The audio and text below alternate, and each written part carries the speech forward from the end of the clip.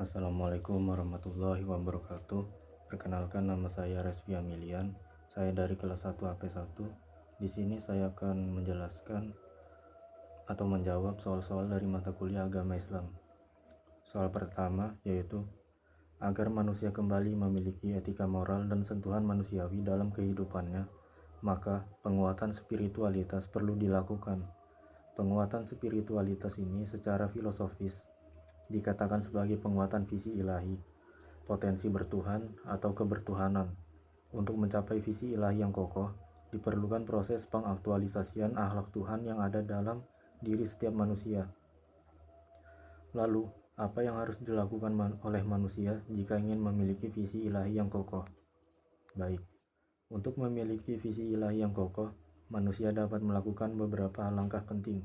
Yang pertama, refleksi diri. Menggali dan memahami nilai-nilai moral yang mendasari tindakan sehari-hari. Meluangkan waktu untuk merenung dapat membantu seseorang untuk menyelaraskan hidupnya dengan prinsip-prinsip spiritual. Yang kedua, pengembangan spiritual. Melibatkan diri dalam praktik spiritual seperti meditasi, doa, atau ritual keagamaan yang membantu memperkuat hubungan dengan Yang Maha Kuasa. Cara yang ketiga yaitu dengan pembelajaran dan pendidikan, yaitu mempelajari teks-teks spiritual atau filosofi yang mendalam, dapat membuka wawasan dan memperkuat pemahaman tentang kebertuhanan. Cara yang keempat yaitu praktik akhlak, mengaktualisasikan nilai-nilai baik dalam kehidupan sehari-hari seperti kejujuran, empati, dan kasih sayang terhadap sesama. Cara yang kelima yaitu dengan komunitas, bergabung dengan komunitas yang sejalan dalam nilai-nilai spiritual dapat memberikan dukungan dan motivasi dalam perjalanan menuju visi ilahi. Cara yang terakhir yaitu keterbukaan dan penerimaan, mengembangkan sikap terbuka terhadap pengalaman dan pandangan baru yang dapat memperkaya spiritualitas dan visi hidup. Nah, dengan langkah-langkah ini, seseorang dapat lebih dekat pada pengaktualisasian visi ilahi yang kokoh dalam hidupnya. Soal yang kedua yaitu Syed Hussein Nasr juga menawarkan terapi spiritual untuk mengatasi problematika manusia modern. Jelaskan. Syed Hussein Nasr menawarkan terapi spiritual yang menekankan pentingnya kembali kepada nilai-nilai tradisional dan spiritualitas sebagai solusi untuk masalah yang dihadapi manusia modern. Berikut beberapa poin kunci dari pendekatan beliau. Yang pertama, koneksi dengan transendensi. Beliau berargumen bahwa manusia modern sering terasing dari dimensi spiritual. Mengembalikan perhatian kepada aspek transendental dapat memberikan makna dan tujuan dalam hidup. Yang kedua, penghargaan terhadap tradisi. Beliau menekankan pentingnya memahami dan menghargai tradisi spiritual dan keagamaan yang menyediakan kebijaksanaan yang dapat membantu mengatasi krisis eksistensial. Yang ketiga, meditasi dan kontemplasi. Beliau mendorong praktik meditasi dan kontemplasi sebagai cara untuk merasakan kedamaian batin dan mendekatkan diri kepada Tuhan. Yang keempat, integrasi spiritualitas dalam kehidupan sehari-hari. Mengintegrasikan nilai-nilai spiritual dalam semua aspek kehidupan, termasuk pekerjaan, hubungan, dan lingkungan, dapat membantu menciptakan keseimbangan dan harmoni. Yang kelima, kesadaran akan alam.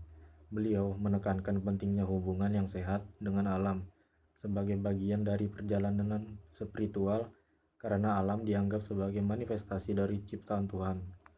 Melalui pendekatan ini, beliau berupaya menawarkan cara untuk mengatasi alienasi, materialisme, dan krisis moral yang sering mengganggu kehidupan modern. Soal selanjutnya yaitu setiap orang sebagaimana diuraikan di atas mempunyai potensi, namun tidak semua orang mampu mengaktualisasikan potensi spiritualitas tersebut menjadi kesadaran spiritualitas. Sadar artinya tahu, mengerti, dan paham, lalu bertindak sesuai dengan tuntunan yang dipahaminya. Bahkan ia menghayati makna di balik sikap yang didasari pemahaman tersebut. Kesadaran spiritual dalam bahasa Islam sering disebut dengan al-wa'yu ar-ruhani atau kesadaran spiritual atau Al-Wahyu Al-Ilahi, yaitu kesadaran ketuhanan. Menarik untuk dikaji lebih lanjut, mengapa kesadaran spiritual disamakan dengan kesadaran ketuhanan. Kesadaran spiritual dan kesadaran ketuhanan dalam konteks Islam saling terkait erat, dan ada beberapa alasan mengapa keduanya disamakan. Yang pertama, hubungan dengan Tuhan. Kesadaran spiritual berfungsi sebagai jembatan antara individu dan Tuhan. Dalam Islam, kesadaran akan kehadiran dan sifat-sifat Tuhan merupakan inti dari spiritualitas. Dengan memahami hakikat Tuhan, seseorang dapat mengembangkan kesadaran spiritual yang mendalam. Yang kedua, penghayatan nilai-nilai ilahi. Kesadaran ketuhanan mendorong individu untuk menghayati nilai-nilai yang berasal dari ajaran Tuhan, seperti kasih sayang, keadilan, dan integritas. Ini menjadi dasar dalam mengaktualisasikan potensi spiritual. Yang ketiga, transformasi diri. Kesadaran spiritual mendorong perubahan internal yang berujung pada pengembangan karakter dan perilaku yang lebih baik. Ini sejalan dengan prinsip bahwa mengenali dan memahami Tuhan akan mempengaruhi cara seseorang berinteraksi dengan dunia dan sesama. Yang keempat, keterhubungan dengan alam semesta. Dalam Islam, segala sesuatu di alam semesta adalah ciptaan Tuhan. Kesadaran ketuhanan membantu individu melihat diri mereka sebagai bagian dari keseluruhan yang lebih besar, menciptakan rasa tanggung jawab dan keterhubungan dengan makhluk lain. Yang kelima, tujuan hidup. Kesadaran ketuhanan memberikan arah dan tujuan hidup. Ketika seseorang menyadari bahwa hidupnya memiliki tujuan ilahi, hal ini dapat mengarahkan tindakan dan keputusan ke arah yang lebih positif dan bermakna. Dengan demikian, kesadaran spiritual dan ketuhanan saling melengkapi, dan mengembangkan keduanya dapat membantu individu mencapai pemahaman yang lebih dalam tentang diri mereka dan hubungan mereka dengan Tuhan serta ciptaannya.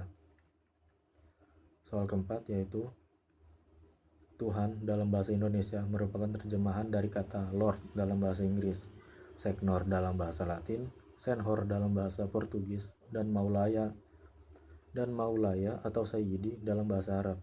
Semua kosakata di atas menyaran pada makna Tuhan, atau kata Tuhan disinyalir berasal dari kata Tuhan yang mengalami gejala bahasa Paramasuai 42 sehingga diberi tambahan bunyi H seperti empas menjadi hempas, embus menjadi hembus. Lalu, apakah sejatinya Tuhan itu? Pertanyaan apakah Tuhan itu telah memusingkan umat manusia selama berabad-abad, dan akan terus-menerus menantang pemahaman logis dengan konsep bahwa di atas sana ada sebuah kerajaan yang dipimpin oleh Tuhan, raja yang akan memberikan ganjaran kepada mereka yang berbuat baik dan akan memberikan hukuman kepada mereka yang berbuat salah.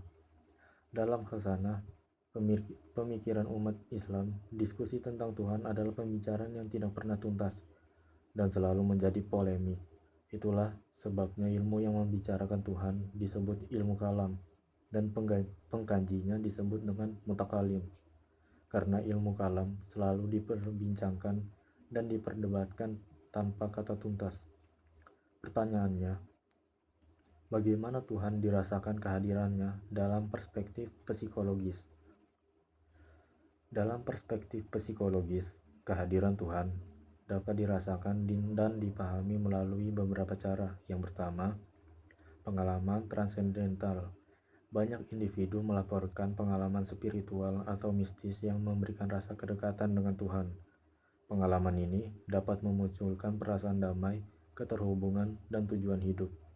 Cara yang kedua, dukungan emosional. Rasa kehadiran Tuhan seringkali berfungsi sebagai sumber dukungan emosional, terutama dalam situasi sulit. Keyakinan akan kehadiran Tuhan dapat memberikan rasa harapan dan ketenangan. Yang ketiga, keterikatan dan keterhubungan. Konsep Tuhan seringkali menciptakan rasa keterikatan sosial dan spiritual. Dalam banyak tradisi, perasaan bahwa Tuhan hadir dapat memperkuat hubungan antara individu dalam komunitas. Yang keempat, peningkatan kesejahteraan psikologis. Penelitian menunjukkan bahwa individu yang merasa dekat dengan Tuhan cenderung memiliki tingkat stres yang lebih rendah dan kesejahteraan psikologis yang lebih tinggi. Keberadaan Tuhan dapat memberikan makna dan tujuan yang penting untuk kesehatan mental. Yang kelima, regulasi emosi. Keyakinan akan kehadiran Tuhan dapat membantu individu dalam mengatur emosi mereka. Praktik doa atau meditasi dapat memberikan ruang untuk refleksi dan pengelolaan emosi. Yang keenam, identitas dan makna. Kehadiran Tuhan seringkali menjadi bagian integral dari identitas seseorang, memberikan rasa makna dan tujuan dalam hidup, yang sangat penting dalam perkembangan psikologis. Dengan demikian, kehadiran Tuhan dalam perspektif psikologis tidak hanya dilihat sebagai konsep teologis, tetapi juga sebagai aspek yang dapat mempengaruhi kesehatan mental dan kesejahteraan individu. Pertanyaan selanjutnya, bagaimana Tuhan disembah oleh masyarakat dalam perspektif sosiologis? Dalam perspektif sosiologis, penyembahan kepada Tuhan oleh masyarakat dapat dianalisis melalui beberapa aspek berikut. Yang pertama, praktik ritual, yaitu penyembahan kepada Tuhan seringkali diwujudkan dalam bentuk ritual keagamaan, seperti doa, puasa, dan ibadah. Praktik ini memperkuat identitas kelompok dan membangun rasa komunitas di antara para penganut. Yang kedua, norma dan nilai sosial. Agama sering berfungsi sebagai sistem norma yang mengatur perilaku individu dalam masyarakat.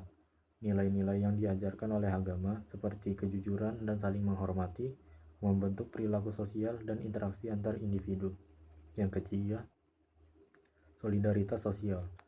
Penyembahan Tuhan dapat memperkuat solidaritas dalam masyarakat. Komunitas yang memiliki keyakinan yang sama cenderung lebih kohesif dan saling mendukung, terutama dalam menghadapi tantangan sosial. Yang keempat, identitas budaya. Agama dan penyembahan kepada Tuhan sering menjadi bagian penting dari identitas budaya suatu kelompok. Ini dapat mempengaruhi cara berpikir, berpakaian, berinteraksi dalam konteks sosial. Yang kelima, pengaruh sosial. Praktik penyembahan juga dipengaruhi oleh faktor sosial seperti keluarga, lingkungan, dan media. Sosialisasi agama sejak dini dapat membentuk pandangan dan praktik keagamaan seseorang. Yang keenam, perubahan sosial. Dalam konteks modern, cara penyembahan dapat berubah seiring dengan perkembangan masyarakat. Misalnya, munculnya agama baru atau reinterpretasi ajaran agama tradisional untuk menyesuaikan dengan tuntutan zaman. Dengan demikian, penyembahan kepada Tuhan dalam masyarakat dapat dilihat sebagai fenomena sosial yang kompleks, di mana praktik keagamaan berinteraksi dengan struktur sosial, budaya, dan perubahan zaman. Pertanyaan ketiga yaitu, bagaimana Tuhan dirasionalisasikan dalam perspektif filosofis? Dalam perspektif filosofis, rasionalisasi tentang Tuhan melibatkan beberapa pendekatan dan argumen yang berusaha memahami dan menjelaskan keberadaan dari sifat Tuhan. Berikut adalah beberapa cara Tuhan dirasionalisasikan. Yang pertama, argumentasi ontologis.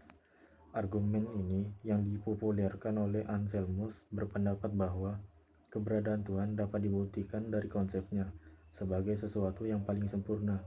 Jika Tuhan adalah yang paling sempurna, maka Tuhan yang harus ada dalam kenyataan, bukan hanya dalam pikiran. Yang kedua, argumentasi kosmologis. Argumen ini berfokus pada sebab akibat. Filosof seperti Thomas Aquinas menyatakan bahwa segala sesuatu yang ada memiliki penyebab. Dengan melacak penyebab pertama, kita sampai pada Tuhan sebagai penyebab yang tidak tergantung. Yang ketiga, argumentasi teleologis. Argumen ini menyoroti keteraturan dan tujuan dalam alam semesta. Contohnya, William Paley menggunakan analogi jam untuk menunjukkan bahwa keberadaan desain yang kompleks mengindikasikan adanya seseorang perancang, yaitu Tuhan. Yang keempat yaitu eksistensialisme. Beberapa pemikir eksistensialis seperti Soren Kierkegaard menekankan pentingnya pengalaman pribadi dan subjektif dalam memahami Tuhan. Di sini Tuhan tidak hanya rasional, tetapi juga merupakan entitas yang dialami secara mendalam oleh individu. Yang kelima, teologi proses.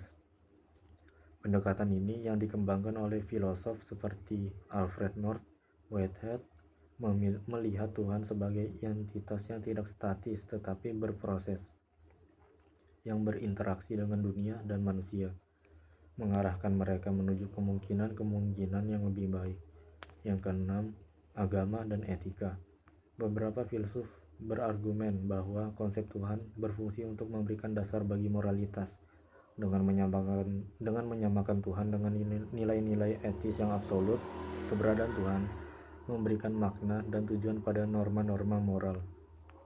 Melalui pendekatan-pendekatan ini, filsuf berusaha untuk memahami dan menjelaskan konsep Tuhan dengan cara yang rasional dan sistematis, mengaitkan kehadiran Tuhan dengan pemikiran logis dan pengalaman manusia. Pertanyaan selanjutnya yaitu konsep tentang Tuhan dalam perspektif teologis. Dalam perspektif teologis, konsep tentang Tuhan seringkali dibahas melalui beberapa aspek utama. Yang pertama, sifat Tuhan. Banyak tradisi teologi menjelaskan sifat-sifat Tuhan seperti keesaan, kekekalan, maha tahu, maha kuasa, dan maha pengasih. Sifat-sifat ini membentuk pemahaman tentang bagaimana Tuhan berinteraksi dengan ciptaannya. Yang kedua yaitu revelasi. Teologi seringkali menekankan pentingnya wahyu sebagai cara Tuhan mengungkapkan diri kepada manusia. Ini bisa melalui kitab suci, tradisi, atau pengalaman pribadi. Dalam Islam, misalnya Al-Quran dianggap sebagai wahyu langsung dari Tuhan. Yang ketiga, hubungan antara Tuhan dan manusia. Teologi menjelajahi hubungan intim antara Tuhan dan manusia. Ini mencakup aspek ibadah, doa, dan pengharapan agar kehadiran Tuhan dalam kehidupan sehari-hari. Yang keempat, Tuhan dalam tindakan. Banyak teolog berbicara tentang tindakan Tuhan dalam sejarah seperti penciptaan, pemeliharaan, dan penyelamatan. Ini termasuk konsep tentang bagaimana Tuhan berinteraksi dengan umat manusia dan dunia. Yang kelima, masalah kejahatan. Teologi juga menghadapi masalah kejahatan dan penderitaan. Ini melibatkan pertanyaan tentang bagaimana Tuhan yang baik dan berkuasa dapat membiarkan kejahatan ada di dalam dunia. Yang keenam, eskatologi. Dalam banyak tradisi teologis, ada pengajaran tentang akhir zaman dan apa yang terjadi setelah kematian, termasuk konsep tentang surga dan neraka sebagai hasil dari hubungan individu dengan Tuhan. Nah, melalui berbagai aspek ini, perspektif teologis berusaha memberikan pemahaman yang mendalam tentang Tuhan, yang mencakup aspek filosofis, moral, dan eksistensial dalam konteks kepercayaan dan praktik keagamaan. Pertanyaan kelima yaitu apa yang dimaksud dengan tajaliyat Tuhan. Nah, tajaliyat Tuhan merujuk pada konsep dalam pemikiran tasawuf atau sufisme yang menggambarkan manifestasi atau perwujudan sifat-sifat Tuhan dalam berbagai bentuk. Istilah tajalli sendiri berasal dari bahasa Arab yang berarti perwujudan atau pembukaan. Berikut beberapa poin penting tentang tajaliyat Tuhan. Yang pertama, manifestasi ilahi. Tajaliyat menggambarkan bagaimana Tuhan menampakkan dirinya dalam ciptaan. Ini dapat berupa alam, manusia, atau pengalaman spiritual yang menunjukkan kehadiran Tuhan. Yang kedua, sifat-sifat Tuhan. Dalam tajaliyat, berbagai sifat Tuhan seperti kasih sayang, kebijaksanaan, dan keadilan muncul dalam kehidupan sehari-hari.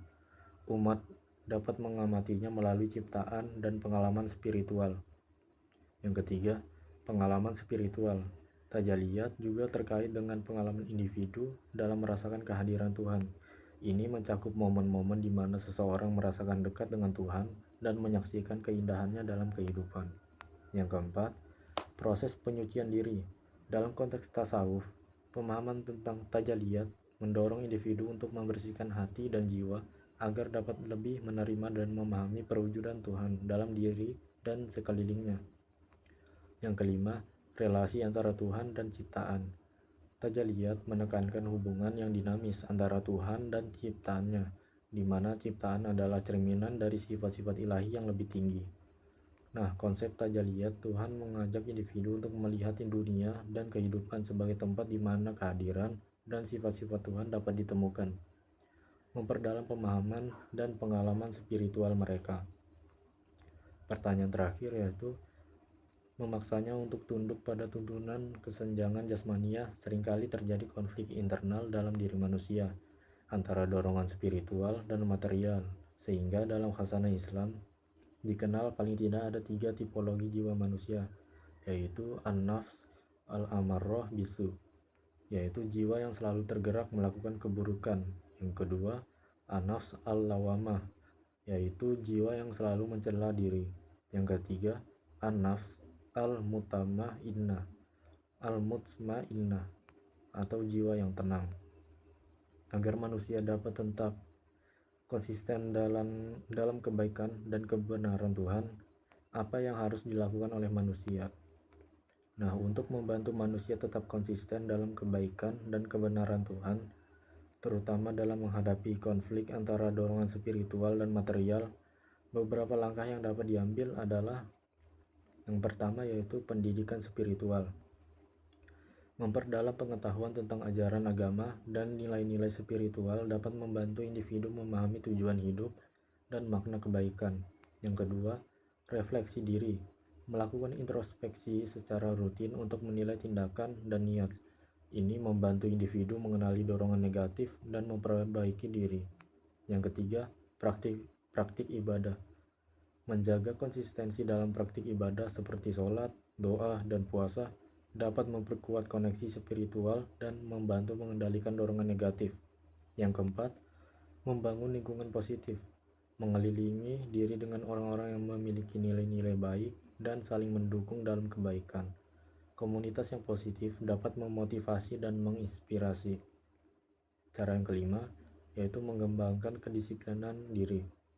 Melatih diri untuk mengendalikan hawa nafsu dan memilih tindakan yang sesuai dengan nilai-nilai spiritual meskipun menghadapi tekanan eksternal.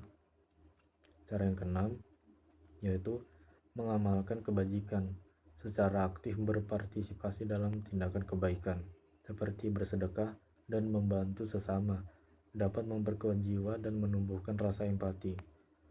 Selanjutnya, cara terakhir yaitu bermuhasabah. Secara berkala melakukan muhasabah atau evaluasi diri untuk memperbaiki kekurangan dan menjaga niat yang tulus dalam beribadah. Dengan langkah-langkah ini, individu dapat lebih mudah mengatasi konflik antara dorongan spiritual dan material, serta menjaga konsistensi dalam kebaikan dan kebenaran Tuhan. Baik, sekian dari saya. Wassalamualaikum warahmatullahi wabarakatuh.